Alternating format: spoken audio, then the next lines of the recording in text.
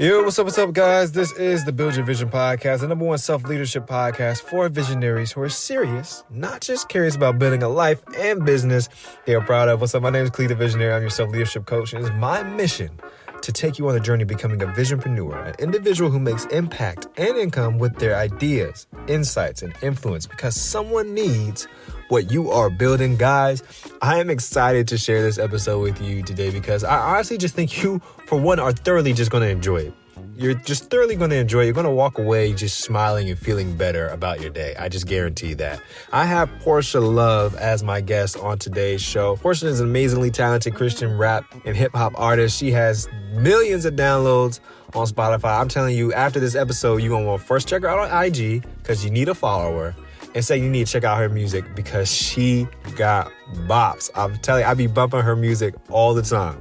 She's going to be teaching about, I don't even want to say teaching. We're going to be talking about, this is a very candid conversation, but it's honestly delivering you a masterclass and mastering a trifecta that I think is very important for every single visionary to master. And that's the trifecta of perseverance, personality, and purpose. And she shows us how to balance all three of these things so that we not only are visionaries in our own right, but we stand out from the crowd, especially in spaces that, can feel like they're crowded, right?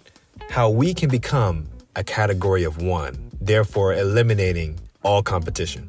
Because let's be honest, sometimes as a visionary, you might feel like because you are wanting to do what God has called you to do, you may lay a little bit of your personality on the side. You might cut a little bit off. You might sacrifice a little bit of yourself in order to walk in your purpose. But that does not have to be the case. And Porsha is the perfect example of that. All right, guys, let's get into this interview with Porsha Love. You're listening to the Build Your Vision podcast, a podcast series about maneuvering the ups and downs of building a life that you're proud of, captured in real time. A community where dreamers become doers and doers become world changers. Let's go. I would say you categorize as a Christian hip hop rapper. Yeah. Is that accurate? I know some people be like, no, I'm an artist. Don't call me Christian. Yeah, no, I don't care about that. Okay, cool. Yeah. How did you get here? Like, Porsha. Okay, so I want to know this actually too. So I come from radio. I'm from the radio industry, right? And I worked with the DJ for probably like a year before I found out his name wasn't actually his name. I knew you was gonna ask me that. People ask me that all the time. Yeah. I mean, I get it too because that's usually how I know how someone knows me. If they know me for sure, like they either call me Cleavon or whatever variation of Vaughn or whatever. Like I have a whole bunch of names. Mm-hmm. If they call me Clee or whatever, like Clee the Vision, like I know that you met me online, like I know type of thing. Yeah. So like for you, I don't know what your name is. It could be your last name could be Love. I have somebody in my life whose last name is Love. So no. So my last name is not Love. I actually got that name by accident. Okay. It was like an email. I used to put Love on everything because I didn't want my last name on the internet. So I would put like just a filler word. So I would put Love on everything. And then I sent a picture for a flyer for an event that I was going to be on. So when she put my picture on the flyer, she put Porsha Love. And I was like, oh my God, like that's not my name. But I asked my friend, like, what do you think about this? And he thought it was dope. So I stuck with it. Cause at the time, like in Detroit, it was two Porshas that were in Christian hip hop. Mm-hmm. So it separated me from the other Porsha. But yeah, he was like, no, I think it's cute. Just keep it. So I've been Porsha Love ever since. But Porsha is my first name. But Porsha is your first name. Okay. Yes. Got you. That's real. That's real. Okay. Yeah. Okay. Some people be making stuff up. They be like, nah, my name is LaQuandrius. I'm like, what? Like, where did that come from? No. Okay. Type of thing. So, okay, cool. Got that out the way. And that is a dope name. That is, I really like it. I know part of your brand is like Love Tribe or okay. Look, I've been doing my research now. I take Love Tribe, gang. We out here. Perfect. And I want to get into a little bit of that about building community and some things like that as well that I know a lot of the listeners are trying to do for themselves. Yeah. But I want to back up a little bit. What was the process of you coming up? Your childhood? Were you raised in a musical family? Yeah. How did you get to where you are now as an artist? It's been a long journey. Well, Originally, I was rapping. So I've always been in love with music since I was a child because my mom was like very heavily like in music. She used to dance, and she used to dance for like they used to have like dancing groups, you know, back in the day. So my mom was like that girl. So we grew up listening to music all the time. I used to rap with my brother. I have a brother, he's 10 years older than me. So we would rap. He would like beatbox and I would just freestyle. I never had an example of someone rapping in my family. I'm like the first rapper that I know of. So it wasn't nobody I can like look to, but oh, they rap. Like everybody usually would just sing. But I was like the first rapper. So I started rapping in the clubs because I wasn't saved at the time. I didn't grow up in church. I kind of like, I stumbled across God. Like he knew me. I just didn't know who he was like that. So I was rapping in the clubs and I went viral. Like before Christ. Yeah, it was a popular song that was popping in the clubs, but it was a male version. And I remixed it, me and my friends, and I did a female version, and it blew up. And you performed it live? Yeah, I performed it live in clubs at like parties or. So what time is this? Like what era is this? Like 2012? Like what is it? Like no, this is I'm 31. Okay, yeah. So this is I want to say 2010.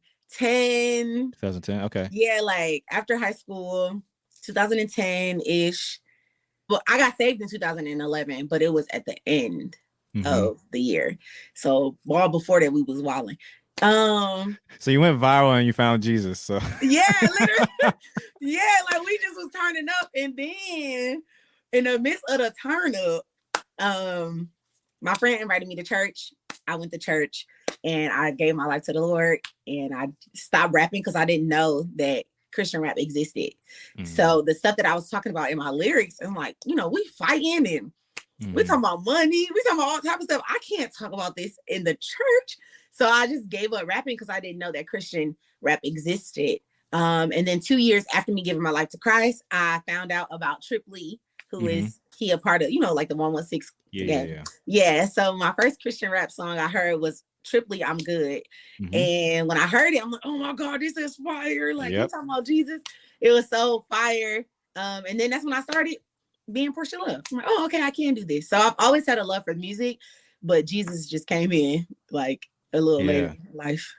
So like I kind of want to get into, because not everyone that listens to the show is a believer. So what was that? Because you said, you know, your friend took you to church or whatever, but like going from artists, you know, in secular rap to saved and giving that up after getting some success is like, what was that process like for you? Because that seems kind of radical, at least in my opinion, you know. No, it was literally crazy. Like it was like a Saul to Paul moment. Like God changed me completely, and I was the least likely in the friend group to be in church. Like I'm the girl that did everything, you know. Like I was never loose. I was never like a loose woman, but I was the party girl. Like I'm gonna hit the blunt. I might have my own blunt. You know what I'm saying? Like I got the shots. Like we going to the club. We trying to like, what we doing? Like we're gonna fight. Okay, let's fight. You know, like I was just the least likely of the group to be saved. And then I was the rapper girl, the girl with the color hair. I was just always very expressive, always very like creative. Even a leader like in the church told me, I didn't think you were gonna last. Like don't take offense. Yeah, like they were telling me like, don't take offense. But I honestly didn't think you were gonna last. You know, but God changed me. He changed my heart and he changed my mind. And I just didn't know. I was ignorant to a lot of things about God. And once I understood even a little bit about who he was, I fell in love. And I'm just like, what? This is what I've been looking for. This is what I've been like chasing. I can find it in Jesus, period. So it was really all or nothing for me. I gave up everything that I thought I couldn't give up. So rap was just another sacrifice that I was willing to make. And I honestly took it as an honor. It's like, well, God, I didn't gave up everything else. I just got to give it up. You know, I'm just going to have to get it up because I don't want to be this version of myself anymore. Like, I know I've always felt different. Always. I've always felt different. I've always felt weird, quirky. Like, I never fit in a certain friend group. And once I found out it was because, you know, of God, I'm like, oh, okay, you know, I'm home. I belong here. So it was difficult. It really took faith. I didn't even believe that I could do this for God. I just was like, I'm not going to do it at all if it doesn't please him. So I just gave it up. And then I just stumbled across Christian rap. I'm like, oh, okay. So yeah, this is what we can do. That's awesome. And I'm trying to kind of see what the stakes are here. Now, you said I could ask anything. You said you'd be open. Yeah, go listen. Okay.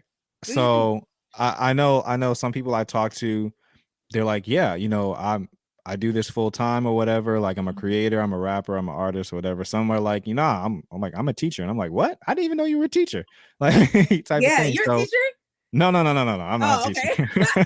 I was gonna say that's cool. No, my mom's a teacher, and that's why I'm not a teacher. Period. Yeah. I'm like, I can't do that. My friends teach, so like for you, were you like doing music full time, or like, and you transition into Christian rap, or like was it something you were doing on the side and you're like, you know, I could pick it back up if I want to? Like, was it that type of thing, or was it like this is what you do type of thing? Like before Christ? Yeah, before Christ. No, before Christ, I was popping, like I was about to get signed, not to like a major label, but this guy, it was this heavy promoter. Like, it, you know, back then it was like really big on like club promotions and stuff, because the internet wasn't as popping as it is now. So everything was still like gatekeepers, and you know, you had to know people to know people to know people. So I was like really connected to people who were doing things that I wanted to do. But I changed my number. So once I got saved, like I changed my number.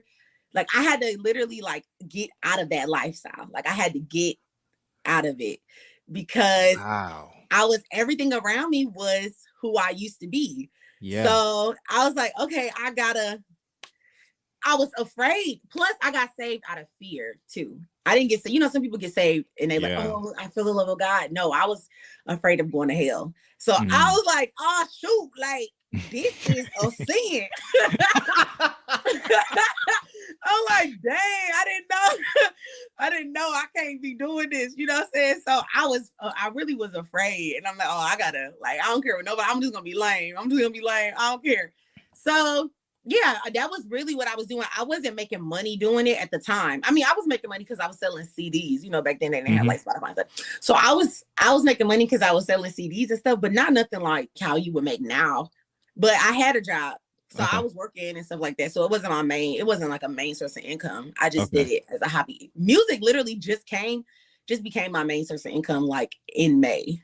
So really? So I always did music because I love to do it. And if I got paid for it, then it was like, oh, this is great.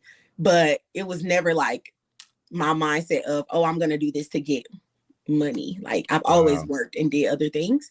So yeah. So that was 2010, 2011, right? So that's 10 and 11 years that's passed. And you said it's been a long journey. What was that time in between like? What were you doing? Like, how did you continue to, I know you clearly have a love for doing like music and rapping and stuff like that, but what was that process like? Because I know that's a long time, and some people give up, some people say maybe it's not for me, some people just say, hey, I'm just going to do this on the side, I'm not going to take it seriously. Like, what was that period like for you? It was crazy. The fact that you have no idea. The fact that I'm still rapping, the fact that I'm still saved, like I'm still like actively pursuing God is insane. Okay, why is it insane? Because it's just like, you know how they say like, oh, God give his battles to his strongest, the strongest soldier. The Lord be thinking I'm like the Hawk or something. Like I'm like, God, how do you view me? Because I don't see me how you see me. Like he just think I'm just that girl. And I'm like, God, I'm not that girl. Like just the stuff I've experienced, like I had a lot of loss. I went through a lot of loss. I lost a lot of people. I just been through a lot of stuff. So yeah, it was trying. I've had seasons where it's like, oh, maybe this isn't for me. Even when I moved out to Atlanta, the Lord told me to come out here, and I never wanted to be in Atlanta because everybody moved to Atlanta. Yeah. So I've always been kind of like rebellious in the sense of like, I don't want to do what everybody else is doing. So I don't want to come out here. But God told me to come out here. And when I did, things wasn't immediately, well, business was like lining up for me, but things that I thought would happen was falling through. Things that I thought like, oh, I'm gonna be, it's this media platform. It's called Rapzilla. And they're very like, you know.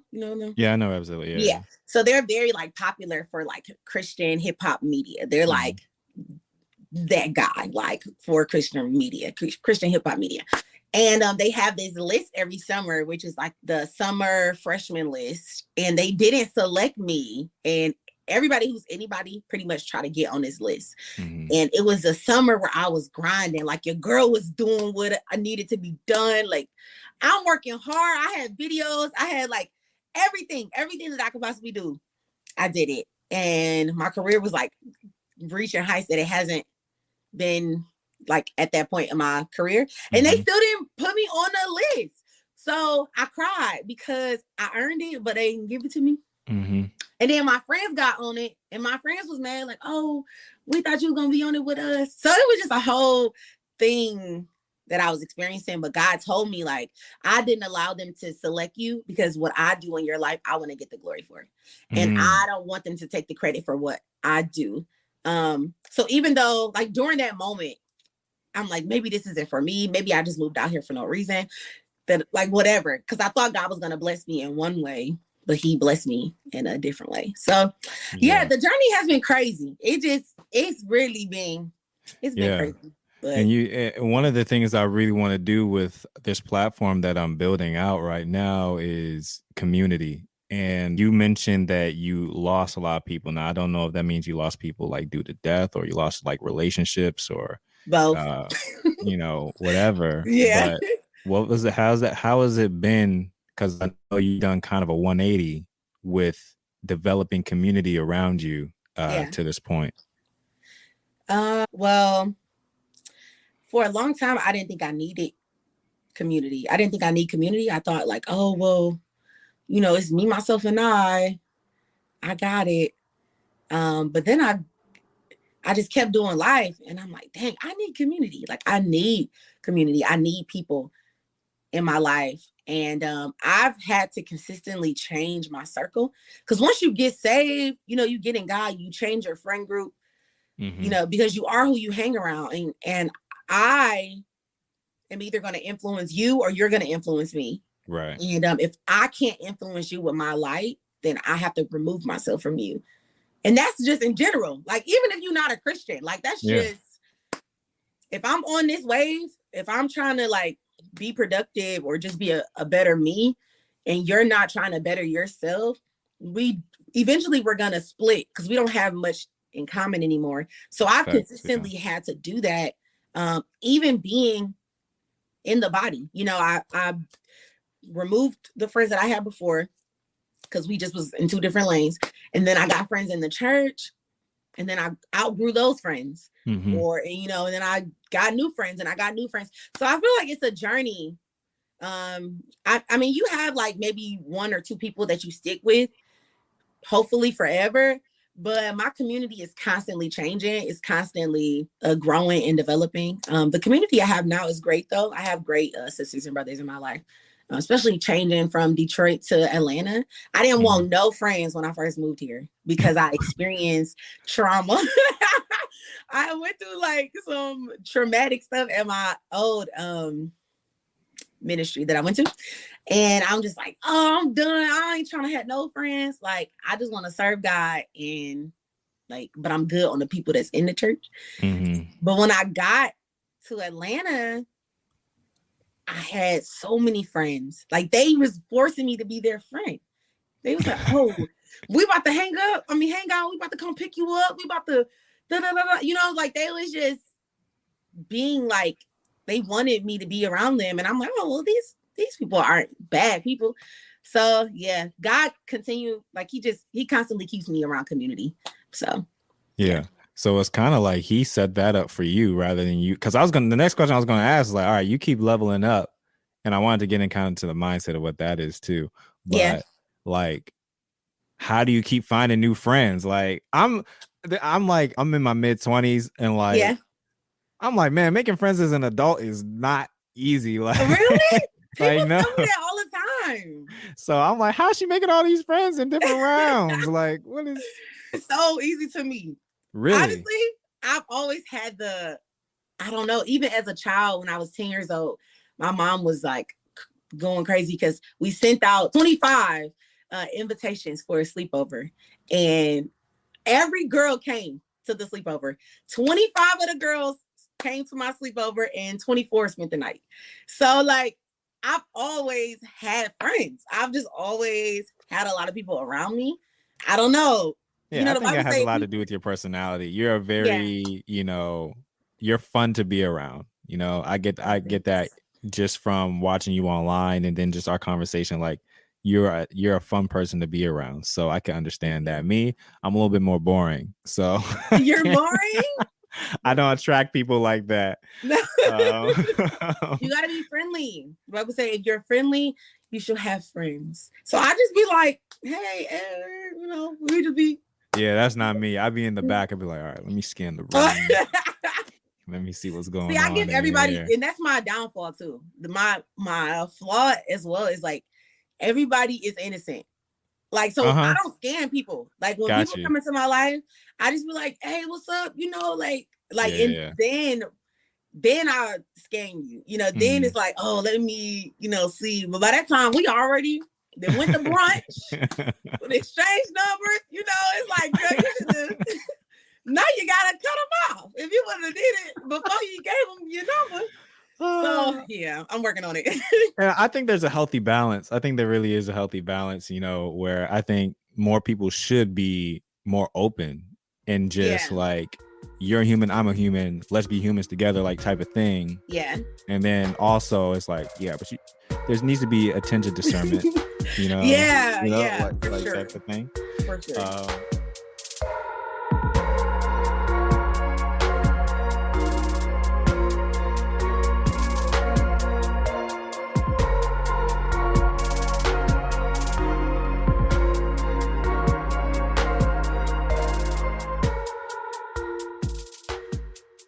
Hey, before we get back to the episode, I just want to quickly share with you guys something that I've been working on, because I keep getting asked, hey, Cleve, how do you launch a podcast? Teach me how to launch a podcast. How do you maintain a podcast? And I'm like, okay, here's what I'm going to do.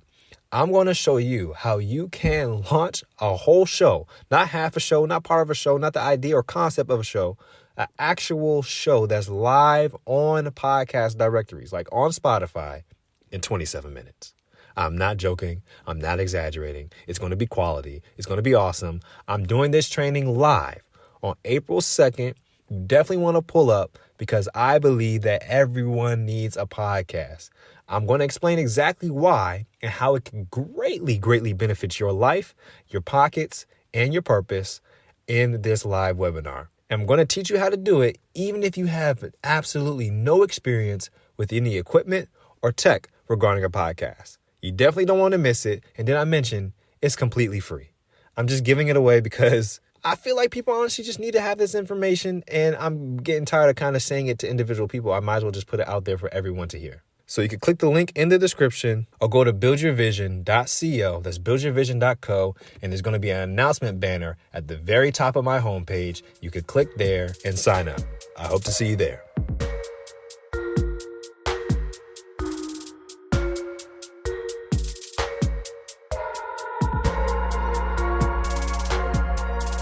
Okay, so you're in ATL now, and you've done a good amount of projects and songs on your belt now.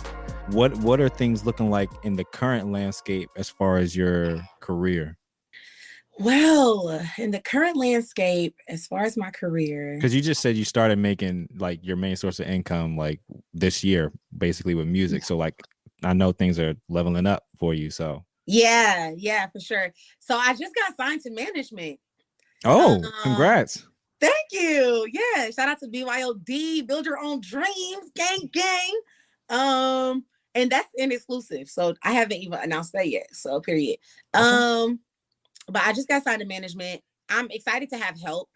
I'm excited to really just expand my brand. I want to do more events for women. I'm a huge advocate for like women empowerment, purity, relationships, just anything that will edify the body, but definitely women of God. There's a need, especially women of color, like Black women to be specific. But I'm about to go on tour, which I'm excited about. Where do you live? I'm in DC. Okay, we ain't coming there. How you not come to the nation's capital? I don't understand. Y'all coming to Baltimore? Like, what's no? Oh, Philly? Golly. Wait, no, no, that's Boston. I was thinking y'all don't bang with the East Coast. Y'all don't bang with the Mid-Atlantic. Yeah. I mean, I would. I actually want to come to Washington to go to the Noah's Ark thing. We don't have Noah's Ark. Really? No, that's in, I think, Kentucky. Okay, then I ain't coming to Washington. We got the Bible Museum, though. We got the Museum of the Bible. That joint's pretty dope. Okay, maybe that's the one I'm talking about. Well, yeah. If I do, I'll let you know. Yeah, I'm just working on music. I'm really like a summer girl. Okay. Like a summer artist. I love to do summer bops, but I definitely want to put out some more stuff a little bit before the summer. So I'm working on some features, and I got a couple more features that we have already completed. I just gotta figure out when we're gonna drop them. But yeah, I'm just working really. I got some merch I'm about to drop. So how does that work? Like, I've always wondered that in the music industry, like, how do features work? They'd be like, yo, I'm working on this joint. I think you'd be right for this verse. You trying to hop on? Like, that's it? Yeah, that's it. Or like, it depends. It can really happen any kind of way. It's kind of like when you call your friends to hang out. Like, it can just happen, like either y'all chilling, y'all go out, or y'all like you by yourself, you're like, oh, I want to hang out with this person. Or they by themselves, oh, I want to hang out with this person. And you call them, y'all hang out. It's kind of like that. Like, you can be listening to a beat and you hear somebody on it. You're like, let me hit them up and see if they want to be on it. If you have that type of relationship with that person, so then you just hit them up, or vice versa. If they hear a song, or y'all could just be in the studio together. Right. Listening to beats, and both of y'all like something. Like, oh, let's do this, Da, da, da, da. For me, I don't collab with people I don't know. Yeah. So I don't like to collab for clout. A lot of people just collab because it's a good business move. But I have to like you. Like, I have to like you, know you, something. I don't just want to just be doing music because it might, because of that, it's a hit. So I have to hear you on the song in order to be on the song. Got you. And do you like write your own verse, or do like they have something that you spit or whatever? Absolutely. No. That's not how that works. Okay. So what I don't know. No, but some people do that. Some people will have like a verse already there, and they're like, oh, that's not me though. Like, I write my own with the original. Yeah. Absolutely. Yeah. Like, I write my own verses. I take pride in that as well because I'm a writer. So I don't like people to write for me. But as far as like hooks and stuff, you can collab with people on hooks. That's what we did for Don't Worry About It. I don't know if you know that song, but it's a song called Don't Worry About It. One Day? Yes, with me on One Day. Yeah. And we all collabed on the hook for that. So that's different though. But yeah, you want to write your own stuff for sure. Especially if you're a rapper. If you're a singer, that's different. But for rappers, no. So you're doing well now. God has blessed you. But I know part of that was a grind, and like probably had to get a lot of it out the mud. Like, what was that process? Because I heard you say that you're glad that you're getting help now. Yeah. What was it like? Because you were doing a lot of stuff before then. How are you doing that? You were getting people to work with you. Like budget. Like, how was all this stuff? How are you putting it all together and really like just doing it grassroots? Really, God, like, I hate to not have a 1, 2, 3 step, but it's really it really was just like God. Like, I always would say God is my manager. or God is my, God tell me what to do. He tell me when to post. He tell me, like, he literally give me strategies on how to make content, on what to post next. Yeah, I'll literally have like, it's so weird. Like, I'll know, even with my Instagram, like, I'll know what to post or when to post it. I'll know, like, okay, post a picture or don't post a picture, do a reel, do a makeup, do something related to like music. Like, he'll just give me like a unction on what to do. So it was difficult. I would tell people all the time, like, I'm tired of getting it out the mud. It's not cute. People say that all the time. Oh my God, I'm getting it out the mud. You're struggling. Right. Yeah, You're exactly. Struggling. Like, that's not fun. I don't want to struggle. Like, I want to just create. And I'm a businesswoman, but I don't want to struggle. You know what I'm saying? So yeah, I'm grateful that God has sent me a team now to help me, but I still have to work. You still gotta, it's a difference because you don't have to do everything alone. But you still gotta very much work and make effort to do what you gotta do. But yeah, it was difficult. You like write a song, you would record it yourself, and then so like how are you getting like projects done? So I would, I had friends who would record me. I don't record myself, which I'm trying to learn. They're gonna teach me. So I don't record myself, but I need to. But I would go to like my friend's studio. So I always knew somebody who had a studio, and I would just go over their house. I always had somebody who would make my beats. It would just be different people. It wouldn't be like the same person. So I would have like, you always have like a couple different beat people. So I would reach out to them. They would send me a pack. I would listen to it.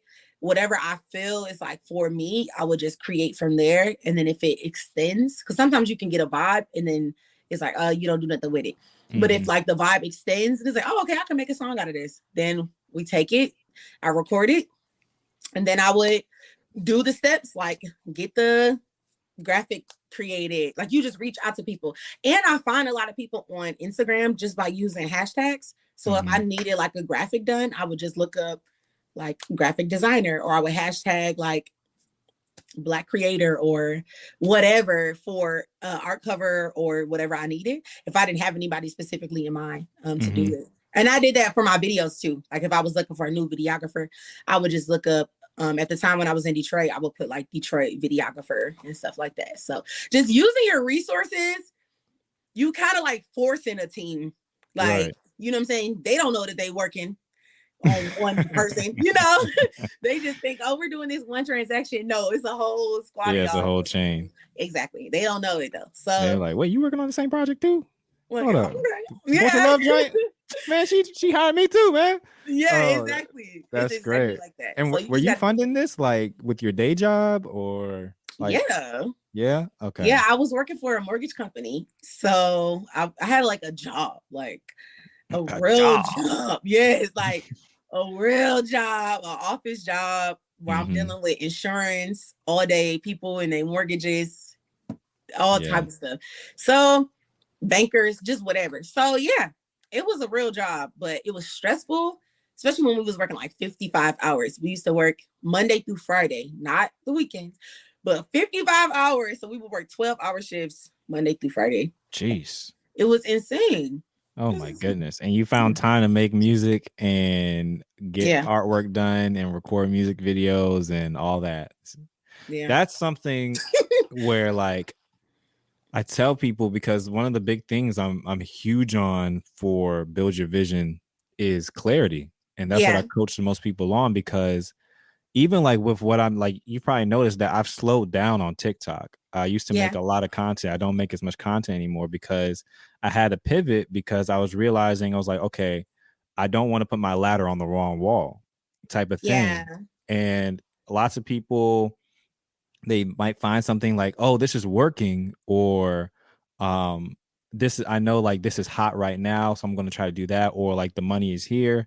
But I'm like, you have to figure out what thing you would do, whether you weren't getting paid, whether you weren't getting any clout for it, like because that's the only way you're going to stick with it, because it's going to be hard. Like there's going to be a lot of time where there's going to be literally no return. In fact, you might be going like in debt Like, yeah, for real.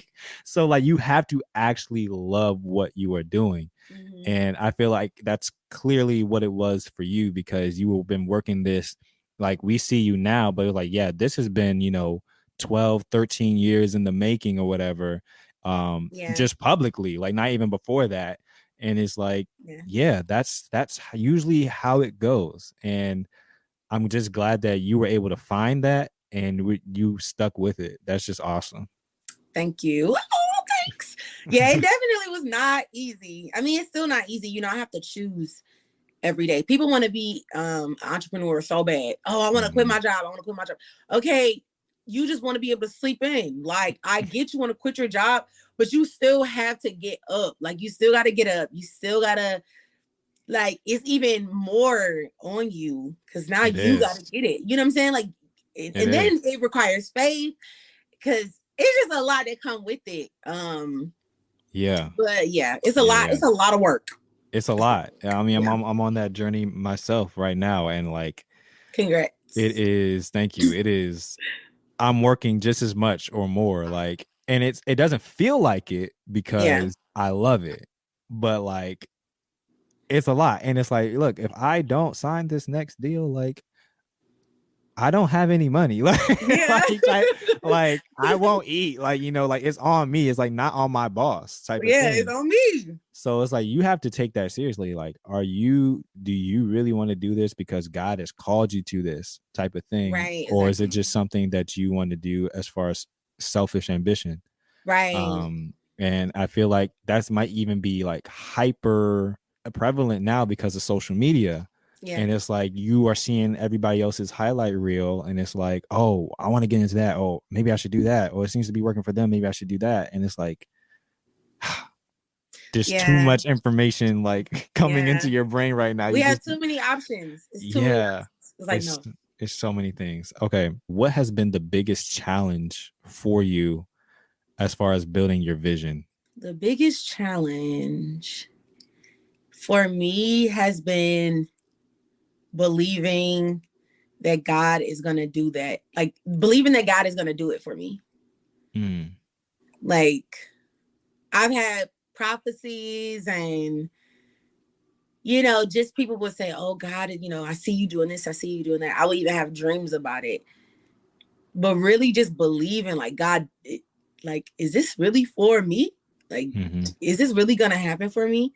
I'm currently still like there. Like, I'm still in that mindset of like, oh, like, is this really going to happen for me? Which I believe that it will. But some days I just be like, okay, we're going to see, like we gonna see what happens. But yeah, I would just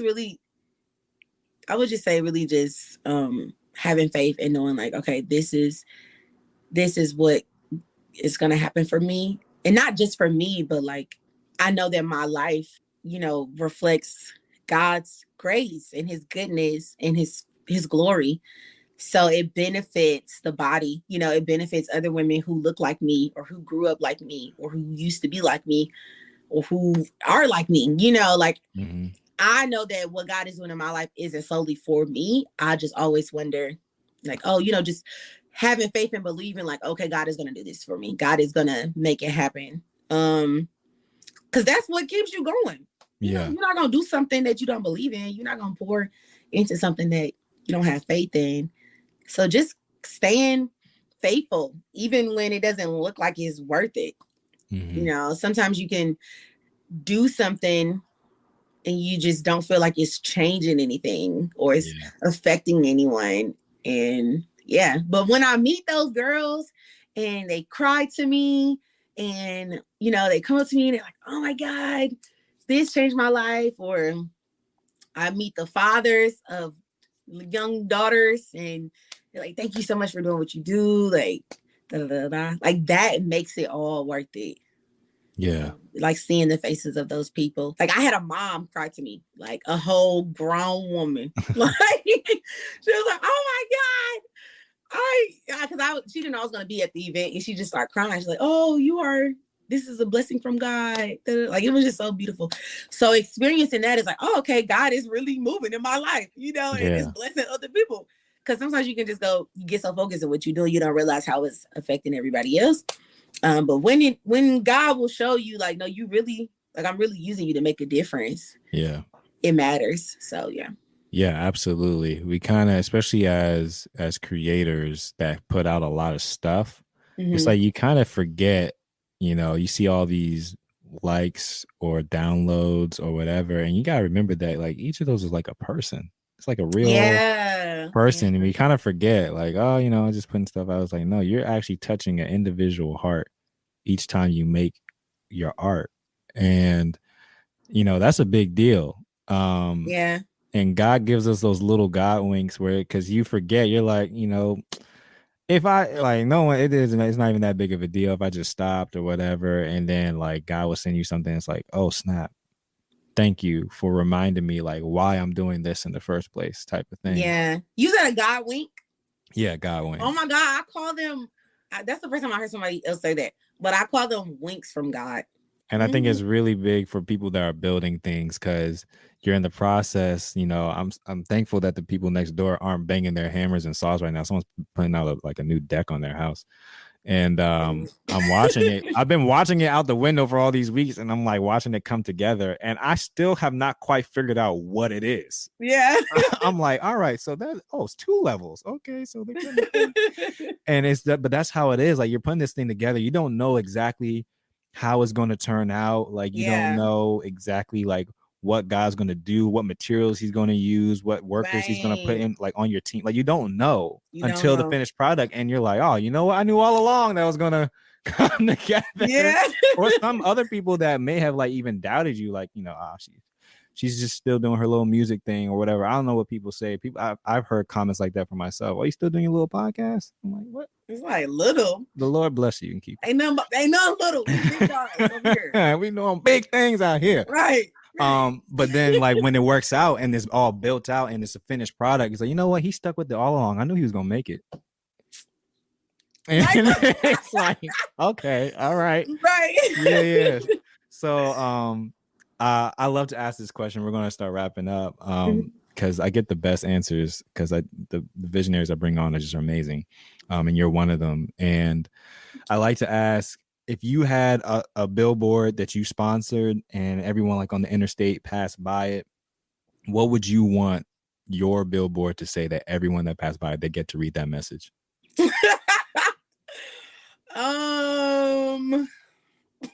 I thought you were going to say Holy Girl Summer or something. In my mind, it's like, I thought of something so funny. No, now you gotta say it. You can't just like leave us hanging like that. I mean, I would have like something based around purity, but something like funny, like something like some underwear with a lock on it, or like a chastity belt or something, like lock it down, like wait on God. Gosh, hold it together. Yeah, I don't know. That's a good question. I would say definitely, you know, Holy Girl Summer, Holy Girl, something, or just being black, being a fire Black woman, a fire like Black women is the blueprint. Something ridiculous, something controversial. I love it. Like, oh yeah, Black women is the blueprint of her. Holy Girl. I can actually see that billboard like right now. Yeah. I do want to touch on one more thing before we close. So you are, I think one of the reasons why so many people are attracted to you as well is because it appears to be that you are unashamedly yourself. And that is aspirational for a lot of people, because a lot of people don't actually do that. They are some version of themselves. And when it comes to, like, I love how you do your makeup and like just like your attitude and your genuine nature. Like, how did you not succumb to, like, you know, cultural pressure, or like you got to look a certain way, or like you got to sound certain? Like, how have you been able to like genuinely like be authentic with like who you are in your brand? I constantly get people that come up to me, like people of God, they'll come up to me and say, God said, don't change. Like, don't let them change you. Stay the same. Be you. You know, like they always tell me like who I am is my superpower. And my confidence in who God made me is like gonna carry me a long way. So I just stand on that. Even recently, you know, it kind of like still comes in your mind, especially with me rapping, and people are always going to have something to say about you, regardless. And you can be everything they want to be.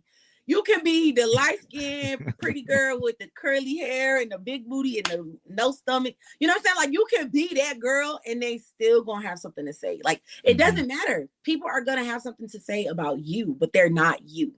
So I lean towards, what does God say about me? And God, if you're pleased with me, I'm okay with that.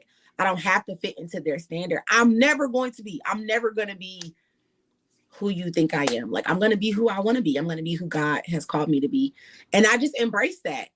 And it's a daily thing to embrace, like, oh, like, you're not ghetto because you want to have pink, green, purple hair. You know, like, you're not ghetto because you're loud. You're not like whatever. I just feel like they try to box Black women into this category because they don't know what, you know, how to explain us.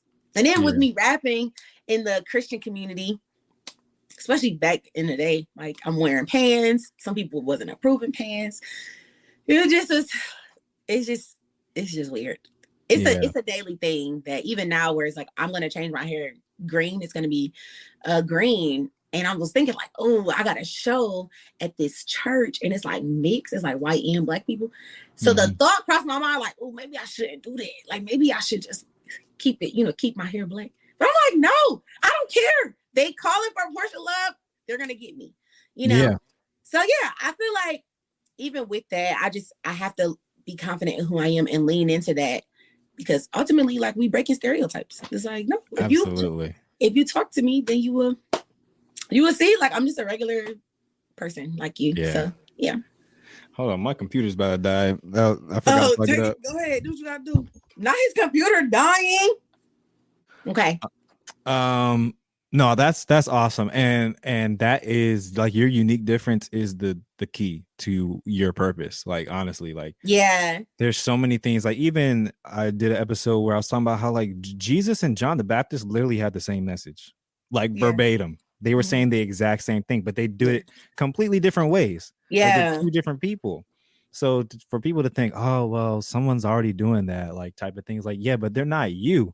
And whoever needs you to like speak to them, they're not going to listen to that other person, because that's not like, there have been so many pastors that I've listened to and like the message is great. And I'm just like, all right, that was cool. But if like someone else says that same exact message, I'd be like, yo, that was the best message ever. Like, I was just vibing with that, because it's like the way they deliver is that's what I connect with. Yeah. So yeah, just keep doing what you're doing. Like, you're amazing. Continue to pour into just all types of people, young, old, Black, white, whatever.